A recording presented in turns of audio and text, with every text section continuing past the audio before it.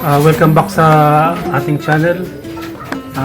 Sa araw na ito ay pag-uusapan natin ang isa sa tanong ng ating subscriber.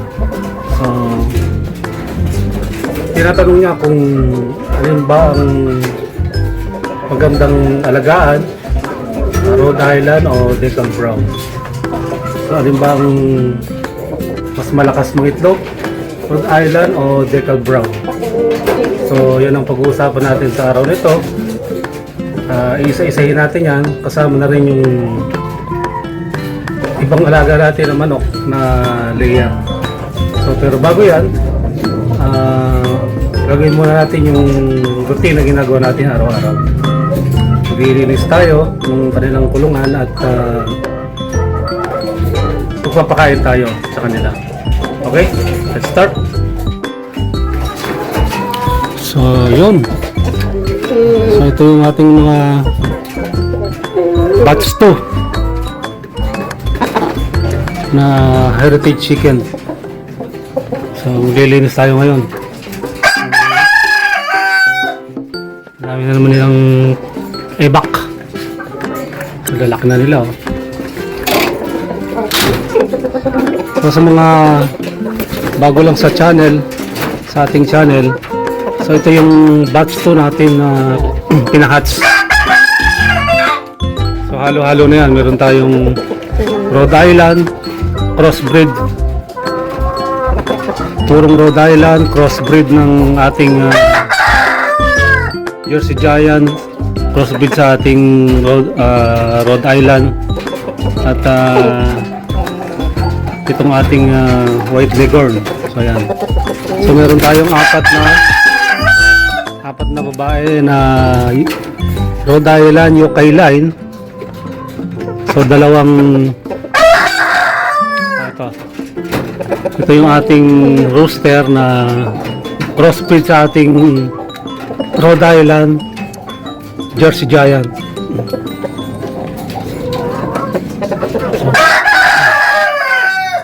So yan ang pag-uusapan natin ngayon. Ito pala yung kapatid niya. Yung kapatid yung dalawa na yan. Crossbreed din to ng Rhode Island Jersey Giant. So pag-uusapan natin ngayon yung ano ba ang mas magandang mangitlog? Isa sa tanong ng ating subscriber. Anong magandang alagaan o malakas mangitlog? Rhode Island ba o Jersey Giant? So bago tayo pumunta sa ating main topic for today, so tayo ay maglinis muna ng kanilang mga ebak, mga ipot. Lumipad na ito. Okay, maglinis muna tayo. So ito yung pagkain nila ngayon. Ito yung layer feeds natin na may halong sapan ng nyog at yung tira-tirang kanin. Ito yung papakain natin sa mga babae natin na manok. At dun sa lalaki, iba naman yung papakain natin doon. At saka kalapati natin. Yan yung trigo. Trigo na may kasamang sapal ng nyog. Pero siyempre damay na rin yung mga lalaki dahil may mga manok tayo na may mga babae tayo na kasama yung mga lalaki. So hindi naman natin pwedeng hiwalay yun. Kaya sama-sama na sila dito sa pagkain na to. So sinisigurado natin na 120 grams lang yung binibigay natin. Kasi pagka sumubrang taba yung mga alaga natin ay magkakaroon sila ng sapola. So may mga manok nga tayo na may sapola na hindi pa natin nagagamot. So kailangan yung mga layer chicken natin ay hindi sobrang taba, hindi sobrang payat. So katamtaman lang para yung pangingitog nila hindi maapektuhan. So kaya make sure na 120 grams lang yung binibigay natin na bawat isa sa kanila per head. So ito yung bibigyan natin ngayon. So ayan sila kaganang kumain. Ayan, kagulo. Masarap sila dun sa binibigay nating pagkain. Nag-iisa ko na lang para sa gumagamit tayo ng malaking kainan nila kasi pag dito tumatapon. So dyan at least kahit pa paano naisasahod ng maganda. So, hindi na naitatapon yung pagkain nila.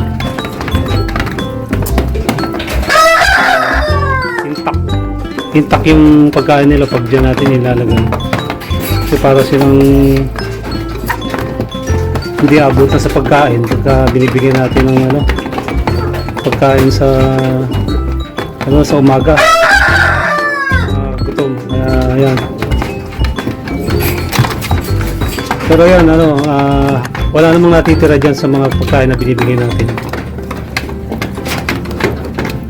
Kaya hindi naman nasasayang. Ang ginagawa nga pala nating pagpapakain sa kanila ay kuminsan 2 times a day at 1 time a day. So sa pangingitlog nila hindi naman naapektuhan. Basta ang importante lang ay consistent yung tama yung binibigay natin pagkain. So kahit isang beses sa isang araw o 2 beses hindi naapektuhan yung pangingitlog nila kasi nga yung volume ng pagkain na kinakain nila ay tama lang. Importante lang na makapag-produce sila ng itlog araw-araw.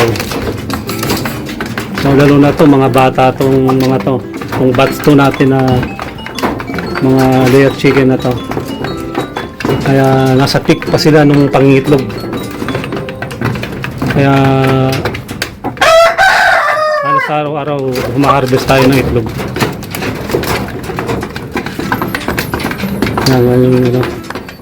So nasa inyo yung kung isang beses o 2 beses kayo magpapakain ng inyong mga alagang layer chicken. Basta ang importante ang kakainin nila is 120 grams. Ito'y base lamang sa experience ko. So, wala namang pagbabago. Kahit na isang beses o 2 beses sila pakakainin. Basta importante lang mayroon silang tubig at may vitamin sila.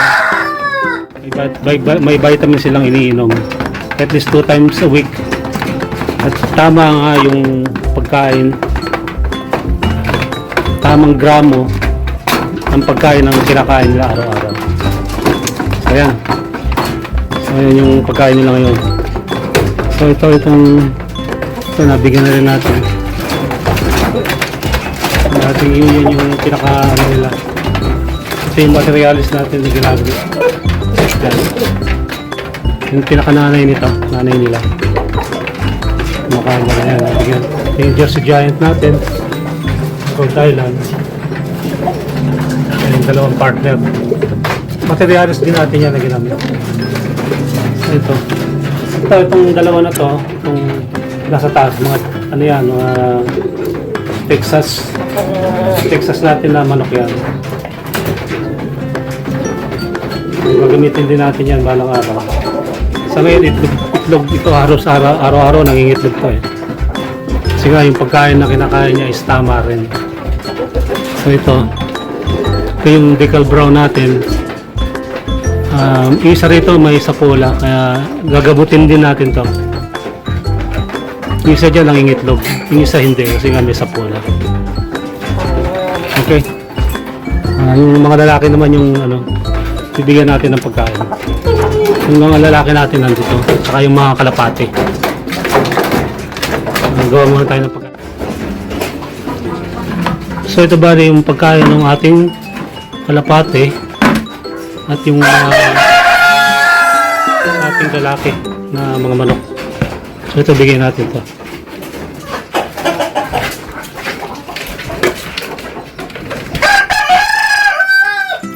ito yung ating mga kalapate. Meron tayong 4. Ayun. Nung nakaraan, may nangitlog sa kanila, kaya lang hindi na-hatch gawa ng kinain ng daga.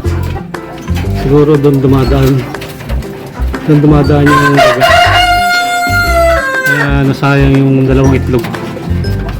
So alam ko may isang babae rito eh. Ito yata yun. Ito. So ito 4 years na to eh. Ito yung kauna akong kalapate, 4 years na yan.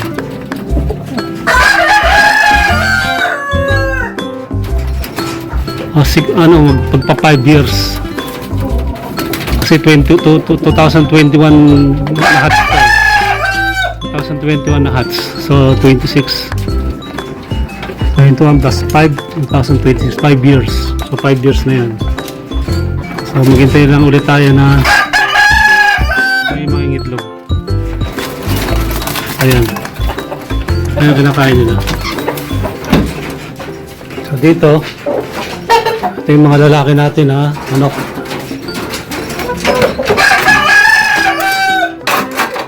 Dalawang decal brown to na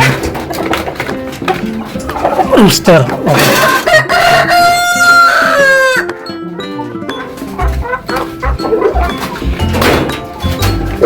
Wala sila ng tubig.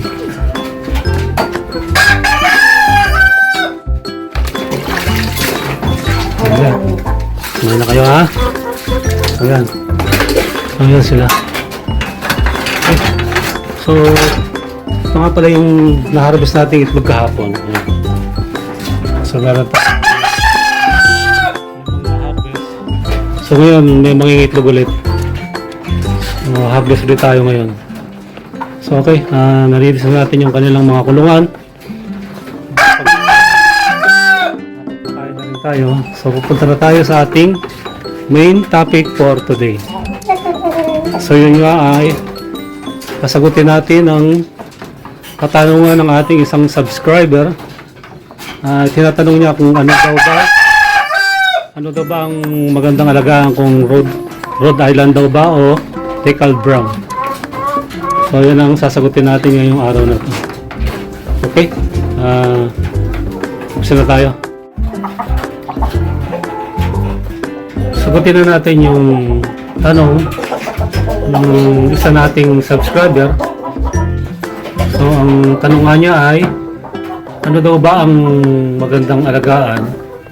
Rhode Island Red daw ba o Decal Brown? So ito yung Decal Brown. Ito yung ating Decal Brown. So ito naman yung ating Rhode Island UK line. So ito yung Jersey Giant natin na cross sa Rhode Island. So yun yung ating mga Rhode Island. So una, usahan natin sa Rhode Island. So ang Rhode Island ay maganda ding alagaan gaya ng Decal Brown. So pareho silang magandang alagaan. Rhode Island, Decal Brown, so pareho silang magandang alagaan. Lalo na sa pagbibigay ng itlog ay marami silang mga itlog. Per annum, so per year, ang Rhode Island ay nangingitlog ng 200 to 300. So, yun ay Rhode Island. Yung Decal Brown, so itong Decal Brown natin ay ganun din. Nasa 200 to 300 per annum. So, per year. So, pareho silang magandang alagaan, lalo na sa egg production. Pero ang lamang lang ng Rhode Island sa Decal Brown ay pwede rin siya sa meat production. So meat production, ibig sabihin mas malalaki kasi ang Rhode Island kaysa sa Decal Brown, kaya yun ang lamang niya sa Decal Brown. mas malalaki ang Rhode Island kaysa sa Decal Brown. Kaya yun ang pagkakaiba nila. Pero pagdating sa pagbibigay ng itlog per annum ay parehas lang sila na nagbibigay ng 200 to 300 eggs per year. At yung Black Astrolope naman ay maganda ring alagaan dahil binibigay din lang itlog ay nasa 200 to 320 eggs per year. So yan ang kagandahan din ng Black Astrolope. So malalaki din sila. Pwede din silang meat production. So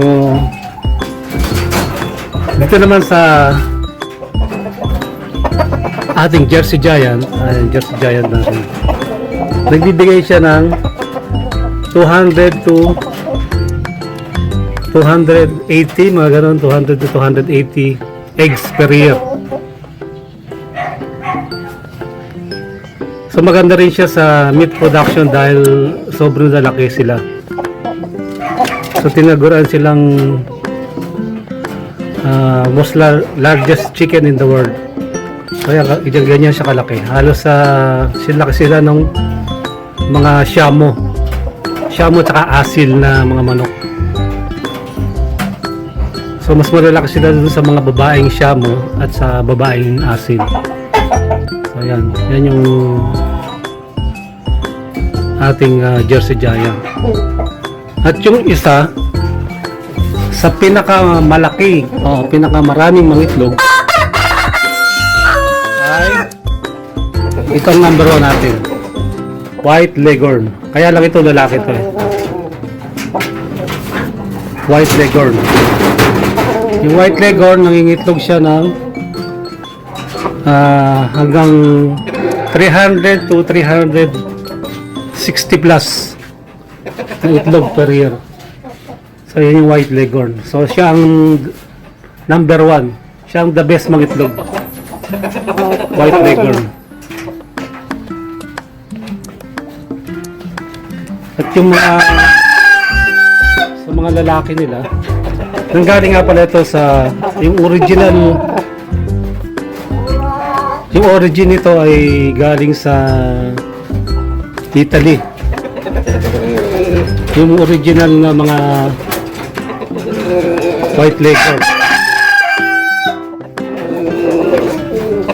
galing sila sa bansang Italy, at dahil nga sa kaya nila mag-adapt sa weather o sa climate ng Pilipinas, kaya silang alagaan dito sa Pilipinas. Ganun din yung mga Black Astrolope, Decal Brown sa Rhode Island at Jersey Giant. Kaya nilang mag-adapt. Yung katawan nila kaya mag-adapt sa weather ng Pilipinas. Kaya nagpipwede sila o kaya silang nabubuhay sila dito sa Pilipinas. So,